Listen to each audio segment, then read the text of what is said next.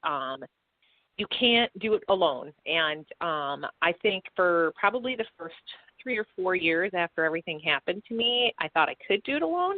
And that unfortunately resulted in some coping mechanisms that weren't really healthy or great. And it probably took me, I would say, 6 or 7 years before I really decided that I needed to get myself in a place that was going to be healthy and that I could really understand the trauma that I had experienced and that I could use, I always call it, use my powers for good rather than for evil.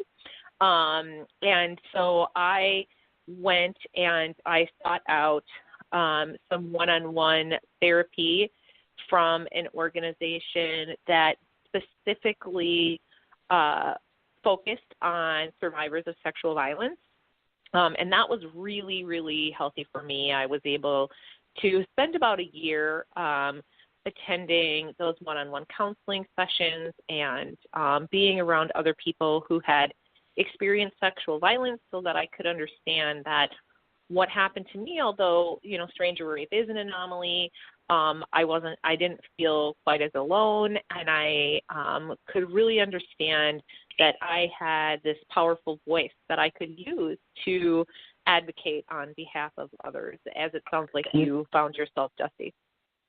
And Jesse, and this is actually for both of you, and I want to hear from both of you on this question and everything, is, and I've mentioned this to you before, Dawn, in just our phone conversations and everything, is how I sometimes feel that whether it's sexual abuse or whether it's even psychology in general, that our media, and yes, I'm a part of the media, whether it's this podcast or whether it's I've worked in journalism and I've got friends that work in TV, but it seems to me that the media in general does a disservice to the victim and to just psychology in general, because I think that it brings a very negative picture of getting help.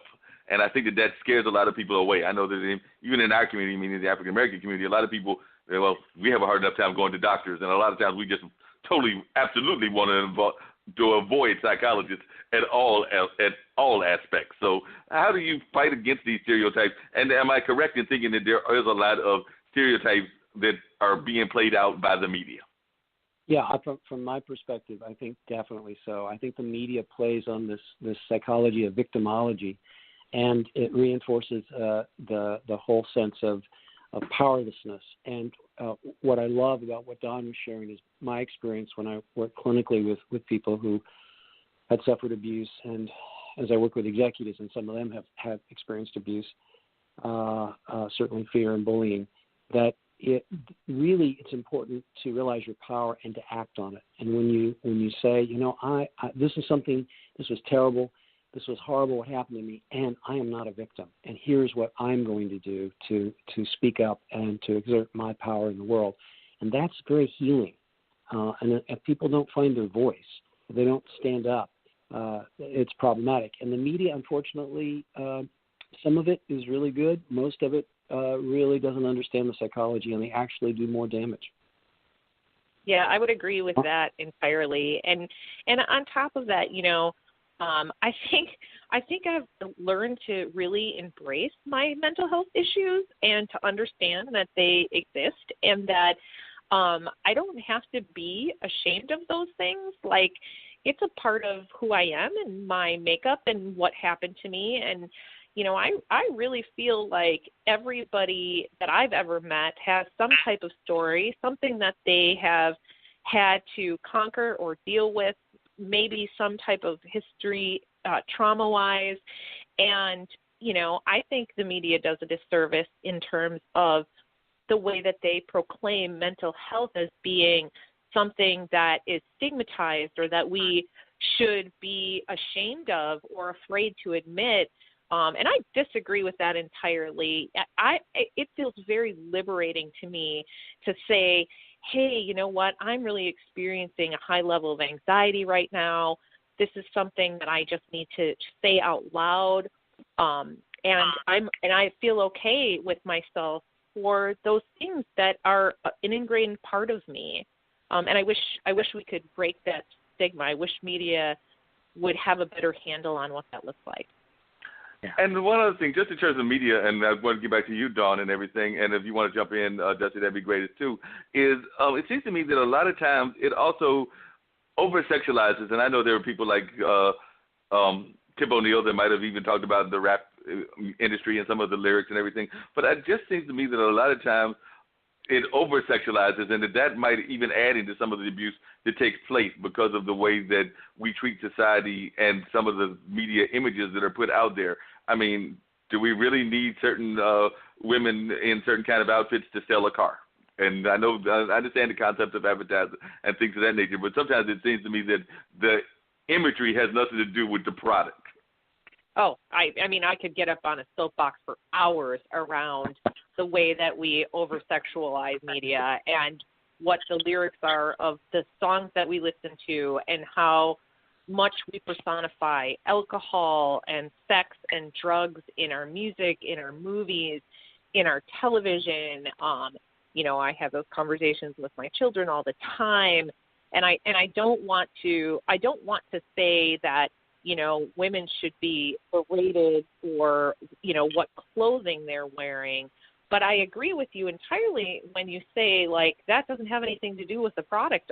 Half the time in a lot of our advertisements and movies and, you know, it's crazy the amount of things that our young people are saturated with when it comes to violence and sexuality and what is right for a man versus what is right for a woman, you know, and how we leave out people who identify as other gender identities completely because we live in this complete gender binary society. So, like I said, I could get on that soapbox. No problem. You can get on anytime you feel like it. Like I said, we love having guests on even multiple times. So after you come back from Hawaii, I'll definitely have to get you back on again at some point to continue this conversation. But, Dusty, earlier before you got on and even before Dawn got on, I was talking to Dante, and one of the things he was talking about was in the labor movement and in some of the things that are going on with May Day is the fact that here in North Carolina and throughout the nation, there's going to be a teacher strike. And part of that strike is going to be involving the fact that a lot of the support individuals are not there. And he was putting out some very scary statistics about how little psychology is actually being allowed, or school psychology is actually being allowed in the schools. I forget the number, but it's like 1 in some ridiculous amount of thousands is the amount of patients that each psychologist has, if you want to break it down, per, and they're coming in at odd hours, maybe once a day, once a week, if they're lucky, maybe twice a week, depending on where they are and everything. Is this another issue that you're finding that you have to face as one that deals with psychology? It seems to me that we have downplayed it even in our education system. I even remember going to school, there was like psychology to some degree being taught. I don't even know if it's taught in the school system anymore. Yeah, Mark, that's a great question, and I believe the school system is broken. Well, first of all, we're training people for 19th century skills versus the 21st century. And there's also this. We've raised 3 children. Our youngest just turned 24 today.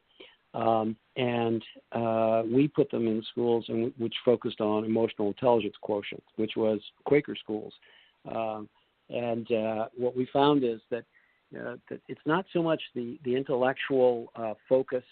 It really is. Your intellect is more like your software chip. It's your computer chip. It determines, how analytical, how powerful you are with that aspect. However, the emotional intelligence aspect is more like the software. And it tells, so you can be really, really smart and do really, really stupid things. You can be really, really smart and really do egregious things that get you thrown in jail or lose your life. It's that emotional intelligence, the ability for self-control, self-discipline, compassion, empathy for other people, ability to collaborate and coordinate. And those are the skills that are needed, along with leveraging each other's intelligence. And the schools are still focused on the intellectual quotient. They're not focusing on the emotional intelligence side of this. And the psychology piece, understanding practical psychology, it saved my life. And it can save people's lives. And I get paid a lot by organizations to come in and teach them basic stuff could have learned in grade school or high school if they'd applied it in teams. And I think that the school system needs a radical overhaul, and we need to start valuing teachers as much as we value bankers. Yeah, definitely. And I know that some other people that do the kind of work that you do, and it seems to me that more and more corporations are going that route. They're realizing that their workforce is not understanding leadership and leadership development, so they're having to go to outside sources like yourself, because even some people that were taught in business school, which is supposed to be training our business leaders, or law school, which is supposed to be training our legal leaders, oftentimes they find that some of these people do not have those skill sets, and they're still having to call professionals like yourself in order to come in and give them some basic training on just basic leadership principles. Yes. Well, part of that emotional intelligence has to do with what it means to be a man in the world, what it means to be a woman, what it means if you don't identify completely with either gender, or if you identify with the opposite biological gender you were born with, and understanding that spectrum. You know, in some so-called primitive societies, they recognize 7 genders. We have trouble with just 2. The emotional intelligence has to do with the openness of mind, the flexibility, the ability to connect and to care and to show appreciation for other people. And I think that is something that we really wanted to focus on with our kids. And I would agree with Dawn, and I think that really raising healthy children is a countercultural experience for parents today, given all the media and all of the advertisements out there that tries to sexualize young girls and tells young boys what they're supposed to be in ways that actually exploit them and exploit young women. And I know I've only got like about a minute or two to go, but it seems to me that even some of our society tools, our society organizations don't help either, Dawn and Dusty, because I've actually got friends that are involved in the church and involved in other kind of cultural institutions, and it seems to me that some of those also play into the message. I mean, I can think of like many churches, and I'm not even thinking about the abuse that's going on in the Catholic Church, but just the message that churches often give to both women and men that are counter to what the message of a real healthy society is. So, I mean, if you're teaching men one thing about, you know, you should go out and shop around, and then you're teaching the women to be chaste, you're giving 2 contradictory messages to 2 different genders. So then we wonder what happens to society and why we have all these issues. Absolutely. Absolutely.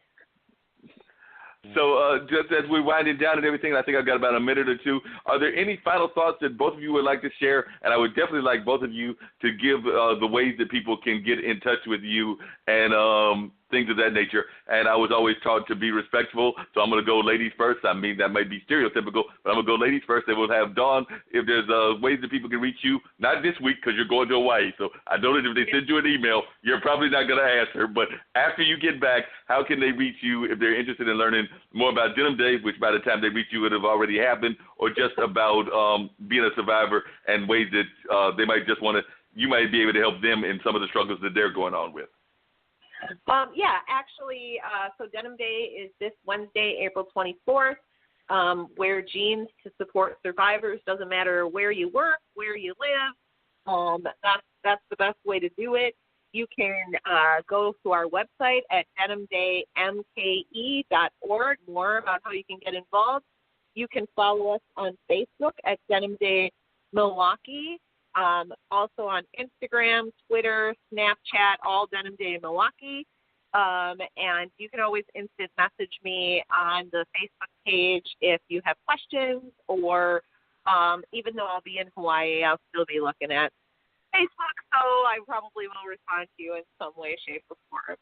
Otherwise, contact RAIN, which is the Rape, Abuse, Incest National Network. If you need support right away, they have a 24-hour hotline. Thank you. And Dusty, how can folks reach you if they need some leadership advice? Maybe it's a business person, or maybe just people that just need general psychology advice in general, and some of the great things that you're doing with your leadership organization. How can they reach you? There are 3 ways. One is theactsofcourage.com. That's THE, theactsofcourage.com, which talks about the importance of courage and breaks it into 8 distinct acts with videos and so forth. The second is StaubLeadership.com, which is a business-to-business portal, and it talks about all the programs we offer. And we also have a Facebook, Staub Leadership Facebook page, and we also have the Acts of Courage Facebook page that people can look at and contact me at Dusty@StaubLeadership.com. And real quickly, I think I got 1 minute left to go. Are there any final thoughts that you would like to share with our audience as we wind the show down and everything? I don't know if you have any final thoughts that you just want to share with the audience in general. A couple, just feeling inspired by Dawn's courage and her acts of power. And I would say this, I think compassion is always the best answer. And remember, no one can do it for you, and you can't do it by yourself. And the biggest enemies we face are fear and shame.